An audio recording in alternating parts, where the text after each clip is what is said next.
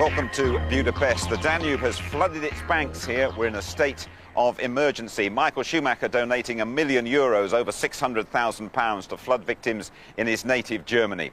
The Hungaroring some 12 miles from us in the city centre, so no threat there. In qualifying, a new young British driver is thrown in at the deep end.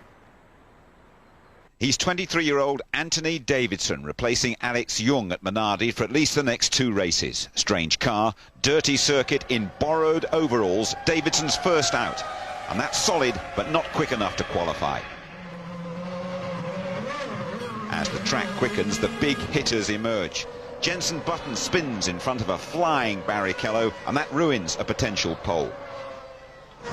In practice, Davidson's driven more than the race distance, 83 laps, 205 miles, and all that hard work pays off. He improves by over a second and secures his place on the starting grid.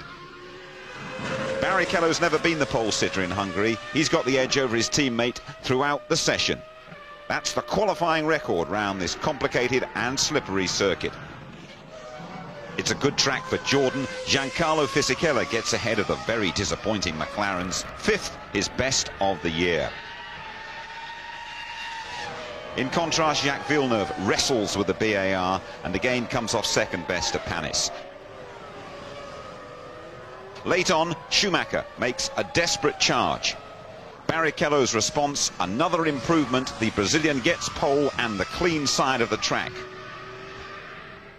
An all-Williams second row. Only Nigel Mansell's won here, starting out of the top 3. Fisichella, Trulli and Massa all with their best of 2002. Button just makes the top 10. A horror story for McLaren, their worst position in 5.5 years. Jaguars struggling for the right setup, the Arrows non-runners, and Anthony Davidson, one of 5 British drivers in the Hungarian Grand Prix. Your commentators Martin Brundle and James Allen. We're all watching those lights. And now they're out, and now they're going! Has Barrichello done enough off the line? It looks as though he has! Look at the 2 Williamses, and Fisichella, superb start down the pit wall side. Fisichella up to 4th, and the Ferrari nearly gets passed by the Williams there. I believe that's Schumacher, and I think it's Ralf Schumacher who nearly got him into turn 1, but it looks as though Rubens Barrichello has safely got away well. But a blinding start by the McLarens as well. That look at them making away upfield. A little bit of contact there between Button and Montoya. Indeed, I think Coulthard tried to go around the outside of turn 1, and then Raikkonen was the man moving in turn 2 in the McLarens. But at the moment, Barrichello from Michael Schumacher, Ralf Schumacher, Fisichella up to 4th, Massa 5th, Button 6th. Tremendous start from Button. Montoya's fallen back to 7th. Raikkonen did make a move up to 8th. Trulli and Heidfeld then is 10th. Well, they were all saying he had to make the move from the start. It's the easiest place to pass at this Hungaroring circuit. We've got 77 hot, sweaty, very difficult laps here this afternoon. Expecting most drivers to do 2 stops and for strategies to be broadly the same, although some cars may carry a little bit more fuel than others. We're expecting the first men to come in the late lap 20s, but you can see that Raikkonen is looking particularly racy. Quick in the morning warm-up this morning, and he wants to get through this field. Yes, indeed. So when we see a replay, we've got to watch out for Montoya. He slipped back down the field. Montoya was the loser. Definitely, though, Fisichella 4th, Massa in particular 5th.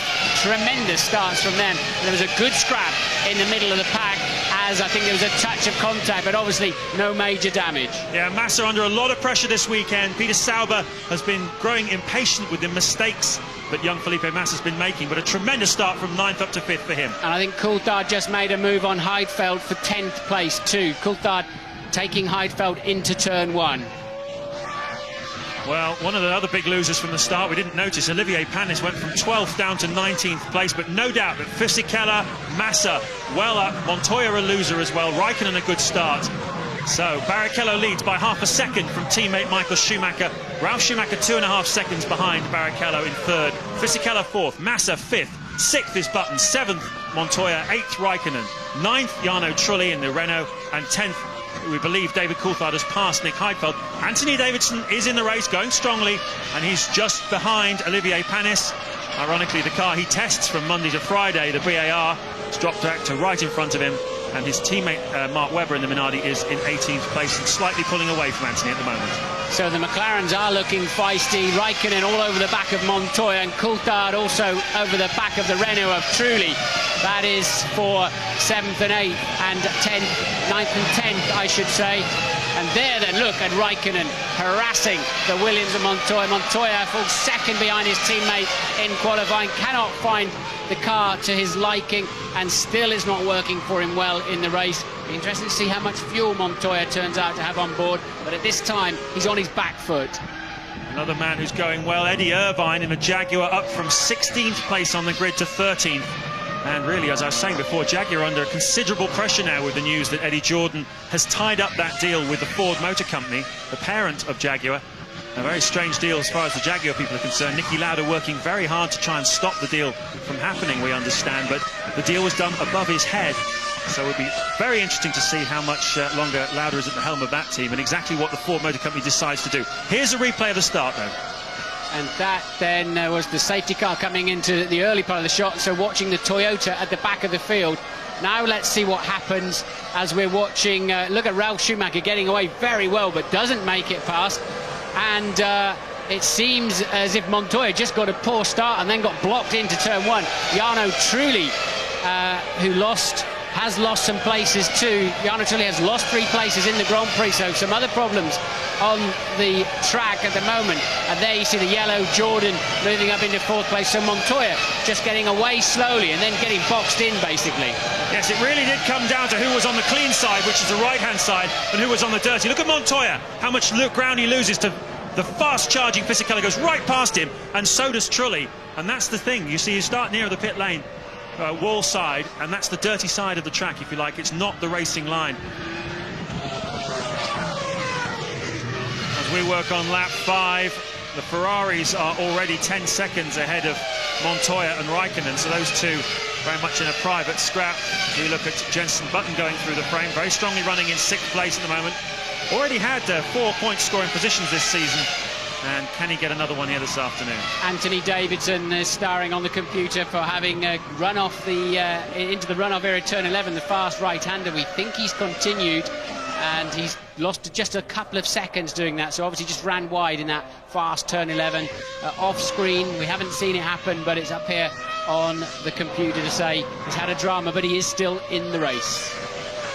It's the battle then between Raikkonen and Montoya for 7th place. Montoya been a bit out of sorts the last 2 Grand Prix after a tremendous run of form, 5 consecutive pole positions and some pretty bad luck, certainly in Canada and Monaco with reliability, where both of those races he really could and should have won had the car stayed together.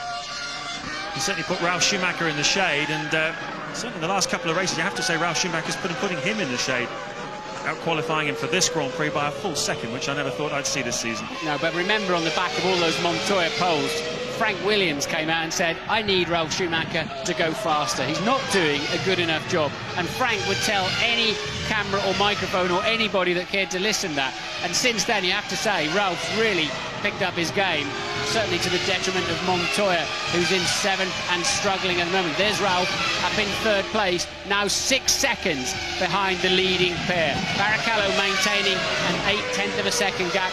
This is a replay of that run down to the first corner. You can see the Jordan on your left of your screen making a great start, and Montoya now on the defensive. When you get away slowly, you just can't make it up. There then is Coulthard trying to go around the outside. He eventually loses out, and it's Raikkonen on the inside McLaren that really makes some hay into turn 2. On board then with the Renault of Jarno Trulli, and look how easy it was to sweep past Montoya.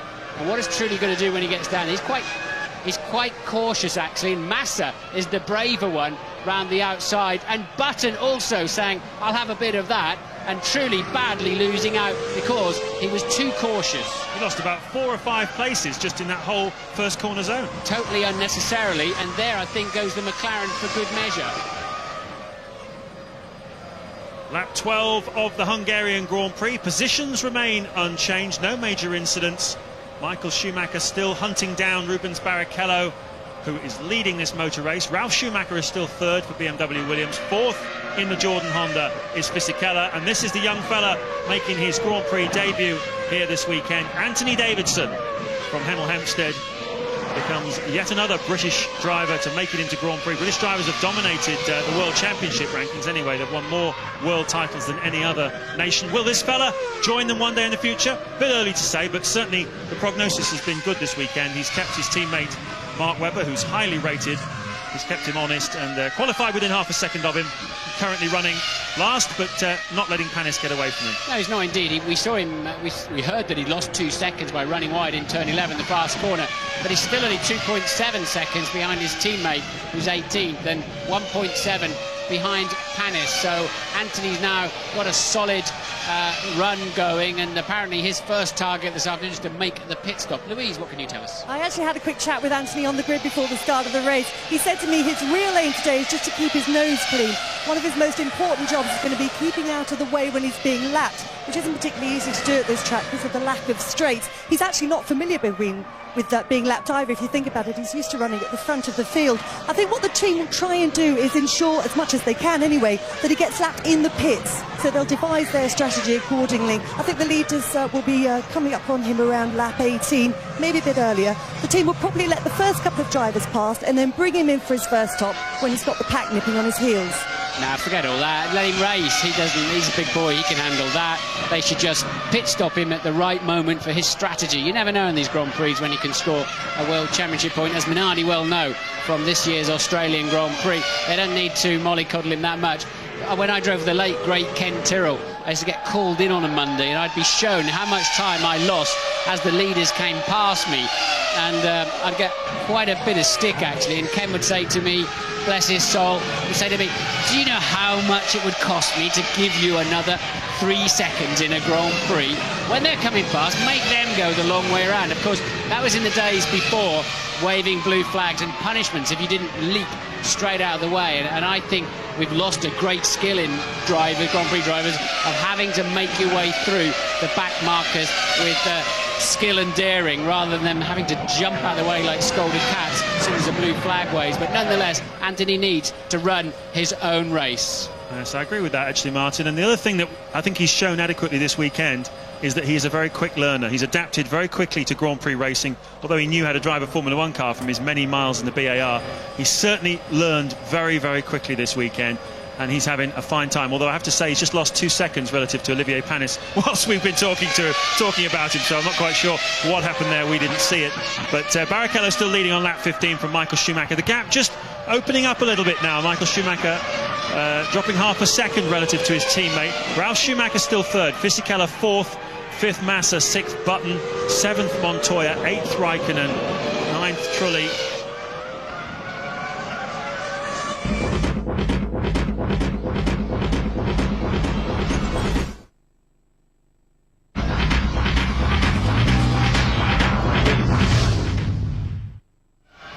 Lap 21 of 77 in the Hungarian Grand Prix. It's an all-Ferrari affair at the front. We're about 9 laps away from, well, maybe even 7 laps away from the first round of pit stops. Ralf Schumacher still third, Fisichella fourth, Massa fifth, Button sixth. Positions unchanged, but something that is changed is how close these 3 cars are. Jenson Button in 6th place, 7th Montoya and 8th Kimi Raikkonen. They are right together on the racetrack. A small gap back to Trulli, and that's Jacques Villeneuve in trouble on the pit lane exit. First retirement of the afternoon for the British-American racing car, and that is in a rather awkward place. Indeed it is, but there is a service road close by. If they just push it round the corner, unfortunately, they're going to go backwards or forwards. Maybe there's a bit of space on the grass.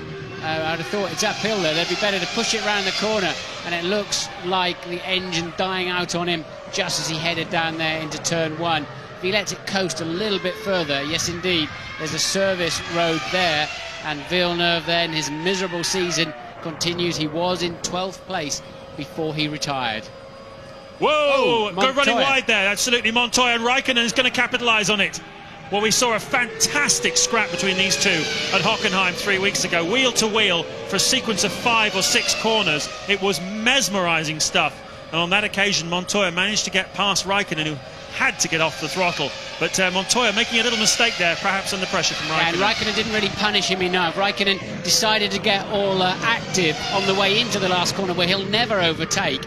And instead of just calmly lining himself up, and he missed the chance to put Montoya under more pressure, but Montoya really struggling for grip, and Raikkonen tries to go right round the outside, now has track position for turn 3, and Montoya tried to hold on to it and could do nothing about it at all, and got passed by Trulli and Coulthard all at the same time. So he tried to hang on in there, but Raikkonen found himself with track position. Not bad for a rookie, hey? Well, he's in his second season in Formula 1, but Montoya's in trouble. Left front tyre's gone. Montoya with a big problem on his left front tyre.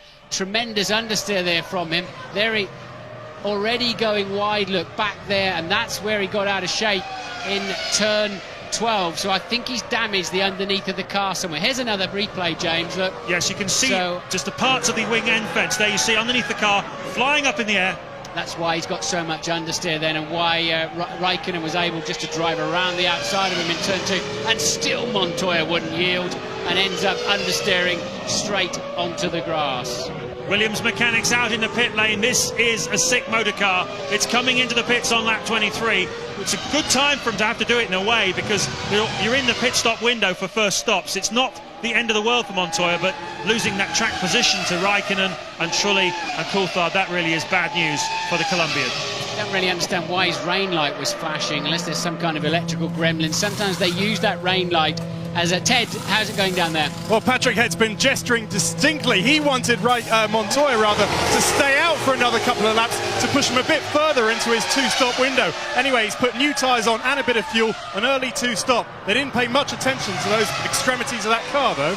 No, because I think the piece that came off fits around the suspension as Davidson, I think it is, really gets wrong-footed as Montoya comes out of the pit. The piece that's flying off fits amongst the suspension and takes a while there. I'm rather surprised they didn't change the front wing, though. I think Montoya is going to be slow when he rejoins. I think he's still going to have an understeering car, as Barrichello, as you're watching Montoya replay through turn 3, Barrichello's absolutely put the hammer down out there now, where then smashed the new fastest lap, but still pieces falling off that Williams, and those aerodynamic pieces, especially at the front of the car, are absolutely crucial. I'm surprised they didn't change the front wing. Yes, problems for Montoya, but into the pits comes Anthony Davidson, just at the top of the frame. There it is, Anthony Davidson's first pit stop in Formula 1. A heart pounding, hoping, I imagine, that they don't spill fuel over him on his first visit to the pits. Everything looks in order, though, down at Minardi. Fuel aboard, the clock running on considerably. That was a neat stop by Minardi, around about 8 seconds, I would say, which is bang on target to take him through to around about lap 50. And he's about to get the fright of his life as the Sauber of 5th place man Massa comes through to lap him, and this is Eddie Irvine saying it's over, it's over. And look, that's a lot, that's highly unusual for Eddie Irvine to show so much outward emotion. And there once again is Montoya in trouble just after he'd been lapped. His car now not handling at all well, missing those crucial aerodynamic pieces. This is Raikkonen hunting down Jenson Button. This is the battle for 6th place, the final points-paying position here at Hungary. And Raikkonen has shown already this afternoon with that fight against Montoya that he's really hungry to make up for what was a disastrous qualifying session for him and the McLaren team, their worst since Argentina 1997. And that really is saying something. Raikkonen qualifying in 11th place. He's got himself up into 7th, but Button is not going to yield easily. You looked a bit frustrated when you got out of that car, stomping around a bit. Are you getting fed up with all these retirements? It's not ideal, especially today. The car, we've had problems the last 2 days with the car. We found out what was wrong last night. We fixed it. The car was good in the warm-up, and it was going really well in the race. And had a misfire after about 8 laps, but it was still quick, much quicker than 2 cars in front. And then it just stopped. Take your ice towel and cool down now. Giancarlo Fisichella is into the pit lane, and there he is, you can see now on your screens. This is crucial for Jordan. It's a big weekend for them. Chance, if any of the top 3 have any kind of problems, of a podium for this guy. Very neat and tidy by Jordan. Terrific effort there. And Fisichella back out again and fueled now to go through to a lap 52 or 53, but he's not got out in front of the Sauber, and that is Nick Heidfeld who's got in front of him. Heidfeld yet to stop, though. Yeah, that's right. So Fisichella would have been horrified if that was Massa's Sauber, but it's not.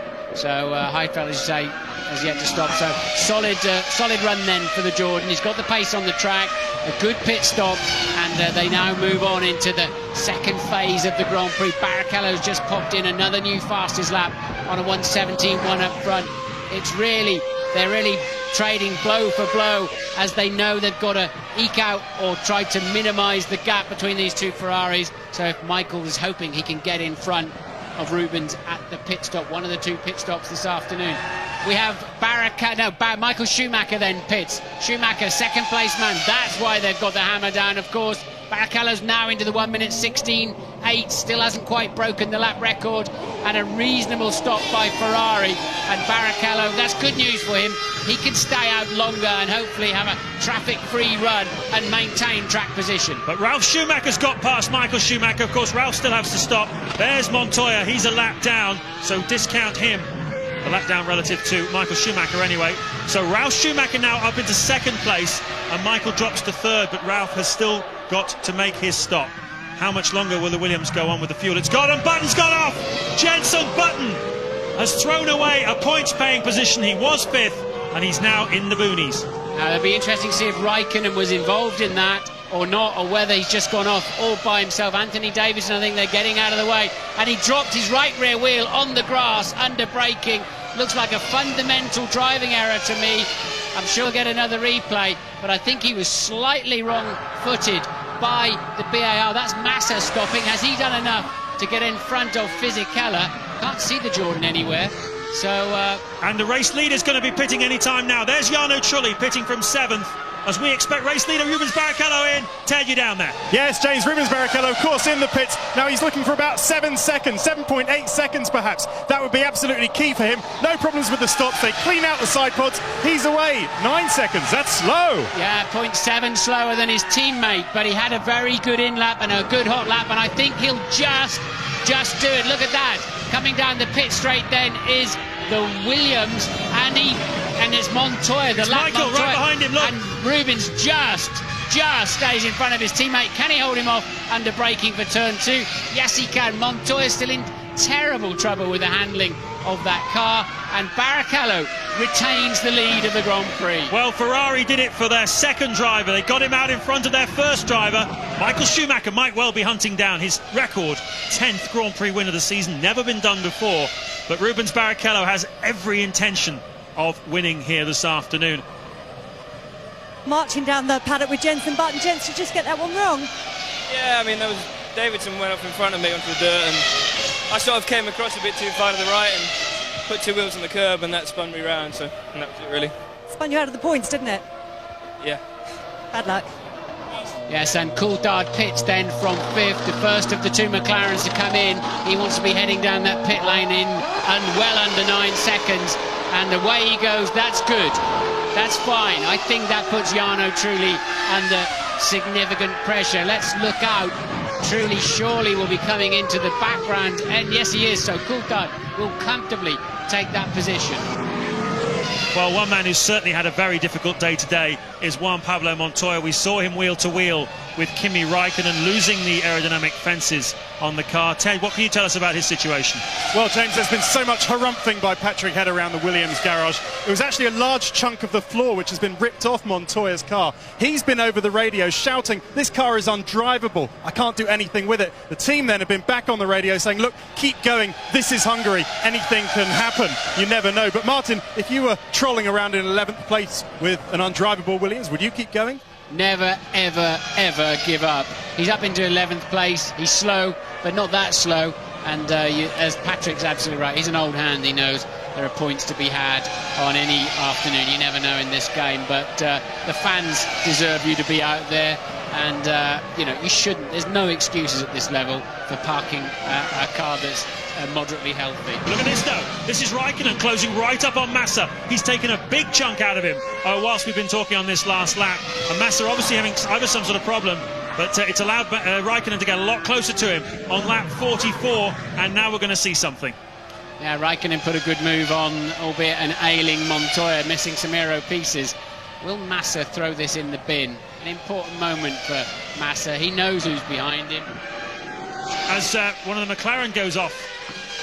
It looks like it's obviously Coulthard, and the second of the two cars, because we didn't see another McLaren flash through. So Coulthard has run wide then down at what must have been, it's turn 12, isn't it? It's the fast chicane out the back.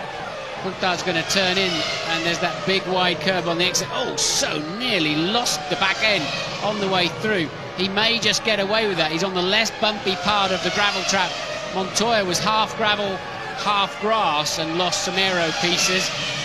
So Ron Dennis muttering something pretty unmentionable. I wouldn't be at all surprised there.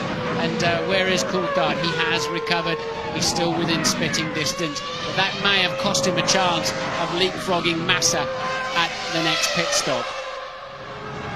This, though, the two Ferraris out the front. 23 seconds the lead over Ralf Schumacher. It's not really about whether anybody other than Ferrari will win this afternoon.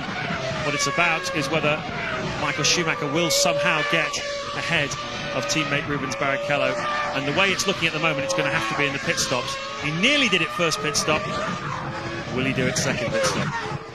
So some terrific scraps going on between 5th, 6th, 7th places. Massa, Raikkonen and Coulthard. Anthony Davidson is still out there. He's 32 seconds now, clawing it back a little bit, the margin between himself and teammate Mark Webber. Davidson in 17th place. But still at the front, the two Ferraris, Barrichello and Michael Schumacher. And we are around about half a dozen laps away from the second round of pit stops.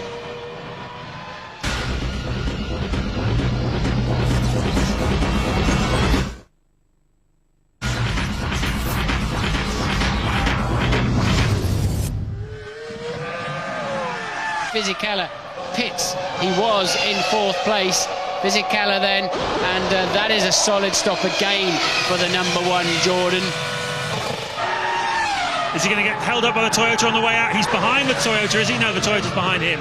Yep, so he clears that. And Fisichella looking set fair for some big points today.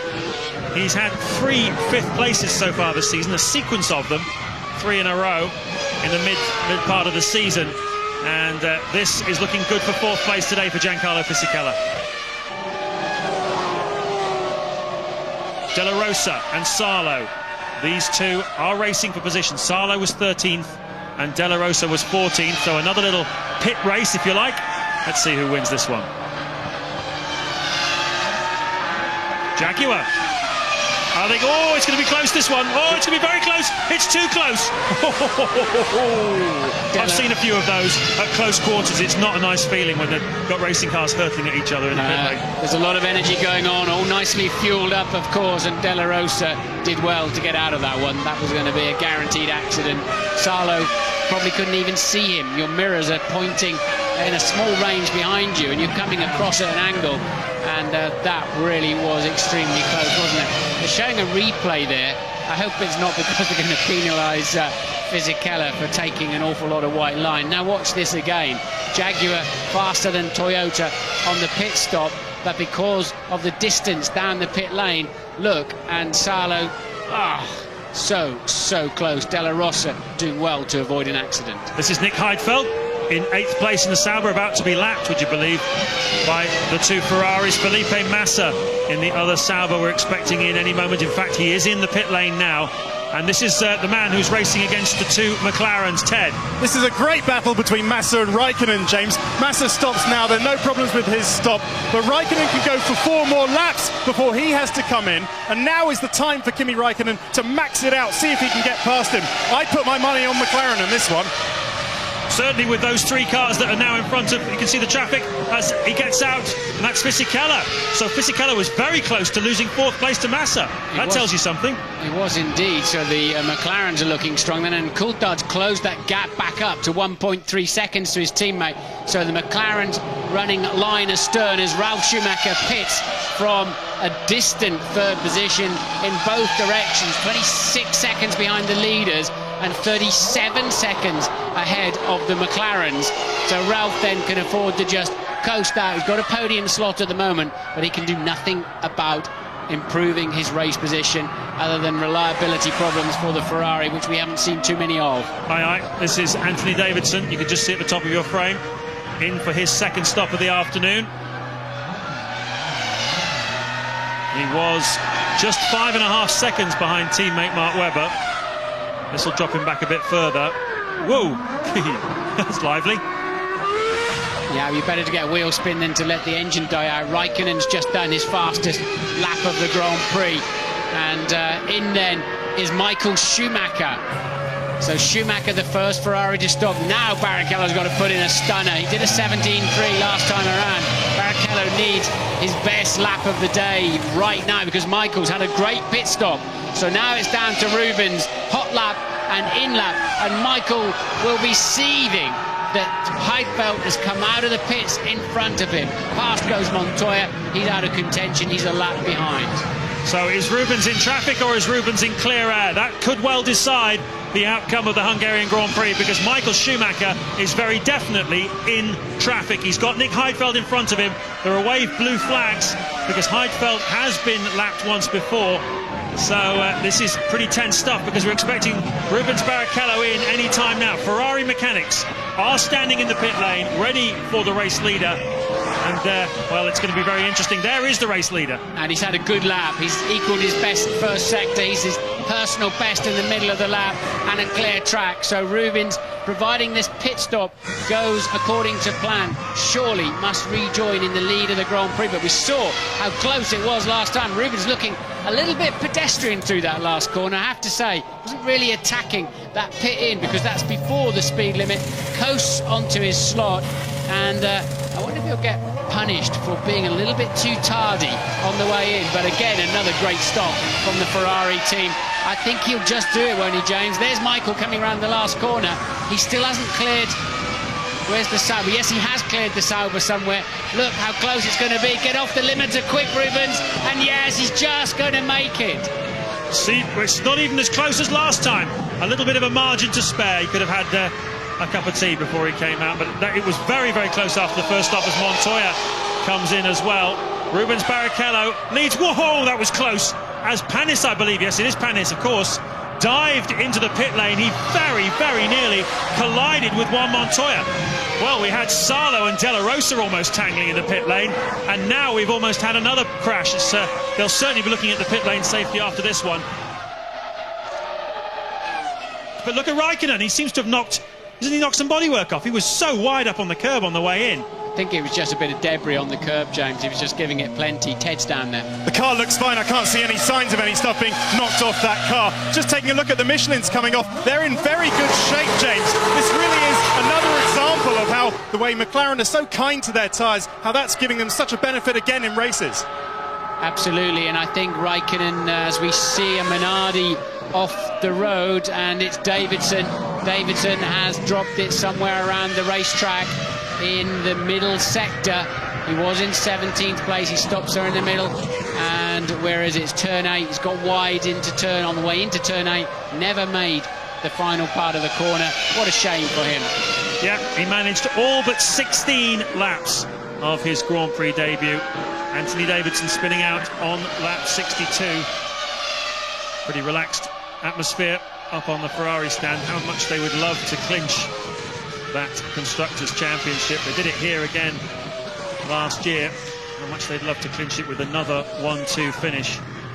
It's amazing, really, isn't it? We talk about objectives. They came here this weekend saying the objective is the Constructors' title, and it's also to help Rubens in his quest for second in the World Championship. And really every objective that Ferrari have set themselves this season they've achieved.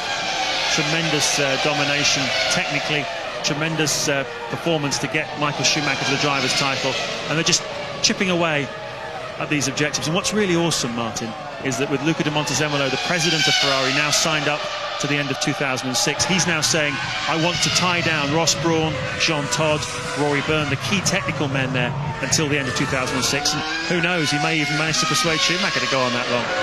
Yes, indeed. I mean, we were looking, where's the chink in the armour? We've seen teams have dominant periods in Grand Prix racing. Of course, Williams and McLaren have had several of those.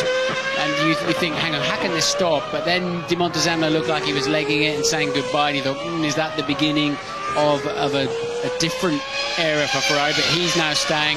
The parent company, Fiat, are struggling along financially, it seems, if you believe everything you read in the financial press. That may have an impact on how much money Ferrari can spend into the future. but at the moment they seem unstoppable, unassailable. But Michael Schumacher is about to set a new lap record for this racetrack. He's done a PB and a fastest of anybody, Sector 1, Sector 2, start-finish lines coming up. If he can beat a 1:16.7, we have a new lap record. It's a 1:16.2. There's a lot of chins on the pit wall all the way down the paddock here in Hungary, just to say, OK, boys, let me just show you how fast we could have gone this weekend. He's now only 0.6 of a second behind Michael. It's a 1:16.2 to blitz the lap record. Behind Rubens, yeah, indeed. Rubens Barrichello coasting along in the lead. And that's an interesting signal that Ferrari have chosen to send out to everybody else. A 16.2 at this late stage, 2.5 seconds faster than the pace that BMW Williams of Ralf Schumacher and the McLaren Mercedes of Raikkonen and Coulthard are managing. That's probably Ross Brawn just, well, wry smile on his face. I wonder if that was Michael's initiative to do that lap or Ross's. That would be Michael having a bit of fun to a certain extent, unless Ross also worked out that the pace was slower than last year and fancied a lap record, another sort of bit of jewellery to put in the box, really. But now Michael's slowed right down again, but we're steering the 6th consecutive straight win for Ferrari here, very much in the face, and but they're just having a laugh out there, really. I mean, Ross is so not under pressure. It's been a no-banana strategy race, hasn't it, for Ross? We haven't seen him having to take to the bananas this race at all. 3-year Ford deal, and all of a sudden Jordan's looking rosy again. That's the way Formula One works. It's just an incredible roller coaster. At the moment, obviously the Arrows team are the ones that are down. They pulled in a fantastic sponsorship with Orange just a couple of years ago. Things were looking very rosy when they got a Cosworth engine supply, and now look at them. They aren't here, and things are looking very, very difficult indeed. That's Formula One. I think Arrows will get a deal together in the end. Let's look down any final scraps out there. Amazingly, Montoya, with a car he says is undrivable, is now just homing in on the back of Sato for 10th place. It's a few tenths between them. Coulthard's was beginning to rein Raikkonen back in, but I think as they're going through quite a lot of traffic, lapping some traffic, so really no major scraps. Heidfeld has not managed to take away True Lead's 8th position. So Barrichello leads by a fraction then from a coasting Michael Schumacher. Ralf Schumacher now just 17 seconds behind them. Raikkonen 34 seconds down in 4th. Coulthard 7 seconds down the road from his teammate Raikkonen. Fisichella 6th. Massa 7th. Trulli 8th. Heidfeld 9th. Sato just hanging on to 10th from Montoya. If you're just joining us, Rubens Barrichello has led this race from the start. He came under considerable pressure from Michael Schumacher at both of the pit stops, but he was able to hold on. The first time was very close, the second time not quite so close. Anthony Davidson, the Grand Prix debutant, managed to get to all but 16 laps on his first run in a Grand Prix. And Rubens Barrichello out the front now. Martin, driver of the day. Been some interesting performances. A few people let themselves down as well today. But Rubens? Yeah, of course. Pole position, great start. I think he was genuinely under pressure in the early stages. And really faultless performance, isn't it? And I think Massa's done a solid job, although he's not going to get a World Championship point. Fisichella's done well too, but really you would have to say Rubens Barrichello, the star of the day, and Michael Schumacher there, just going to diligently follow him home. Rubinho then crosses the line to win his 2nd Grand Prix of the season, and with it clinched the 2002 Constructors' Championship for Ferrari. A dominant performance, and let's face it, what has been a truly dominant season. 4 years in a row now they've won the Constructors. Ralf Schumacher coming home in 3rd place. A distant and rather lonely race for him as well. Kimi Raikkonen, one of the real stars of the day, in 4th place. There's David Coulthard. He's going to come in 5th, and he crosses the line now, Kimi Raikkonen, to get that 4th place. A really stellar performance considering that he qualified down in 11th place on the grid. It's going to be a long party tonight here in Budapest for the Ferrari team. Rubens Barrichello leading home another Ferrari 1-2. It just gets better and better for Barrichello in Hungary. 5th fourth, second, now the top man in 2002. And we'll be right back with the opinions of Mark Blundell and the drivers' views of the Hungarian Grand Prix.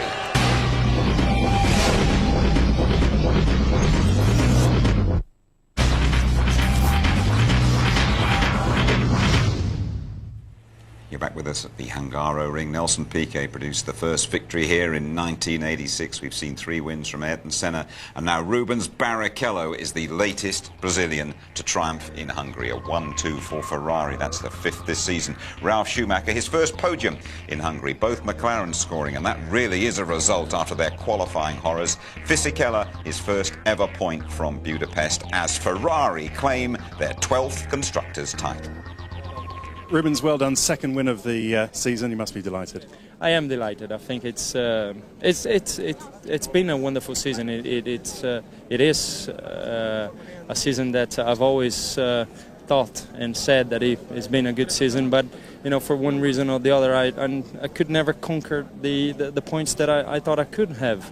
But it has turned up to a seriously good season with good qualifying and a good car and a good combination. I mean, I think I'm in a position that every driver dream of having a Ferrari team behind you, supporting you, so I'm just on the moon right now. It shows how fantastic the teamwork is and sort of reliability and because this is a title for the team, what the team is really doing, and that's something the guys can be very proud of. It's very special for us because it reflects on the team, it reflects on the car.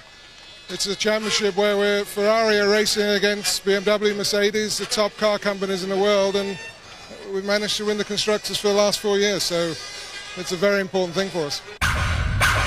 It's quite obvious that a team like us is not very happy with and satisfied with always coming third, so it's now down to the team in total to change the situation. I mean, we have to. It's only 4 races to go, and it sounds more and more unrealistic, but we have to make it. Juan basically had a bad start and a pretty bad first lap with a bump with Jensen, and then had Raikkonen behind him, and he made a mess of the chicane over there and went off and tore the aerodynamic devices off on the left-hand side of the car. And he immediately came on the radio saying he had a puncture, but he didn't have a puncture at all. He just had lost downforce, and so it was an unnecessary pit stop. And then he had problems with, obviously, lack of downforce, having damaged the car so much. So I'd say he had a pretty bad weekend altogether.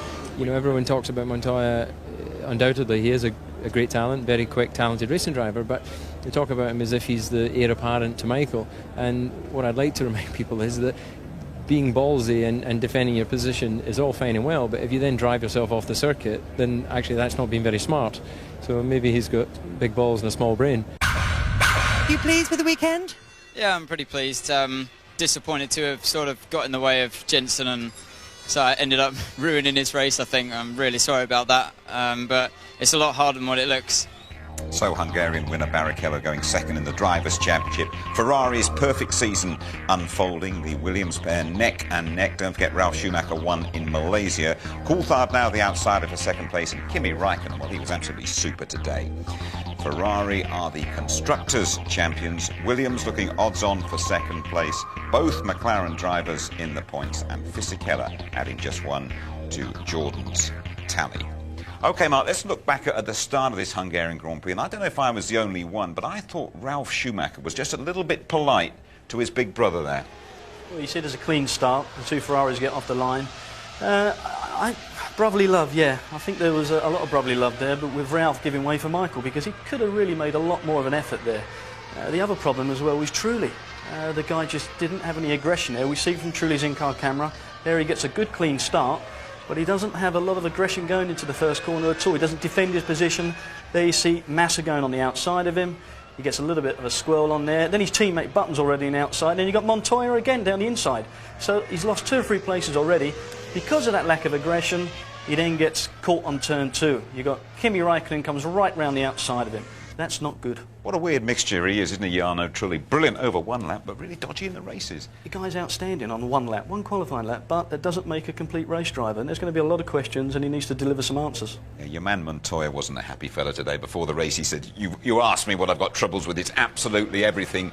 And he had to come second to Raikkonen after the damage he suffered there. Yeah, you saw there's some carbon coming off, a lot of understeer in the car there. Kimi got up the inside of him on a corner. Controversy with Williams, Patrick Head and Sam Michael. A lot of frustration there with Montoya. I'm not too happy what's going on with him at the moment. At the moment, Ralf Schumacher is the main man in that team, isn't he? He's leading the way. It's took a swing again, isn't it? I mean, that's Formula One for you. You've got this guy who's strong, and then all of a sudden it goes, question marks get raised. Rubens Barrichello, he was always going to win this race today, I felt, because beforehand Michael Schumacher said, I'm not going to push him off, I'm going to keep him honest, but we always got the impression that Rubens would come through, and there was a stop, his second stop, and again, looking at it very coldly and dispassionately. If it had wanted to, perhaps Michael, if it had been any other colour car, Michael could have got past him. Well, if it had been any other time in the season, you know, Michael's already world champion. For me, it was all a little bit too friendly. Nothing away from Rubens Barrichello, outstanding job. But, you know, Michael just looked like he was just giving way. What do you make of Rubens Barrichello's chance of finishing second? It looks pretty good now, doesn't it? Yes, yeah, I think it's going to be. Michael will do everything he can to help him. Ferrari obviously now have gone and won the Constructors' title.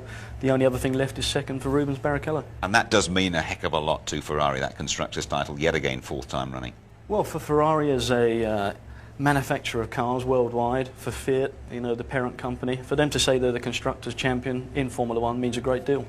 I can't leave you without talking about Anthony Davidson, our rookie. I mean, he drove 166 laps in total here, over 409 miles. Goodness me, they worked him hard for whatever money he got. Well, you know, I think he did a great job during the course of the weekend. A little bit disappointed when it came to the race. We see here he's being a little bit cautious and too polite. He's letting the Ferraris go by. He's a qualified Grand Prix driver now. He's on the racetrack. He deserves to be there. The problem you've got there, you back off, your tyres get full of rubber, dust, then you've got to get them back up to speed again. What can happen is something exactly like this. It gets to a situation where he runs off the road, spins off, doesn't finish the race. I'm sure he's going to be thinking twice about what happened, but still a good effort. It'll be an easier weekend for him in a couple of weeks' time in Spa, won't it? Certainly will. He's got one Grand Prix distance nearly under his belt, but, you know, don't take nothing away from the guy. I think he drove the equivalent of nearly 2.5 Grand Prix here. Anyway, Mark, thank you very much indeed. So it is next stop, Spa, in a couple of weeks' time. The full service for you, qualifying live on the Saturday morning from 11:30. Big pre-race build-up from just after midday, and the highlights normal time just before midnight. Ferrari celebrate their latest success. One man will be sleeping very soundly tonight, the workaholic Anthony Davidson. Welcome to the big league. Good night.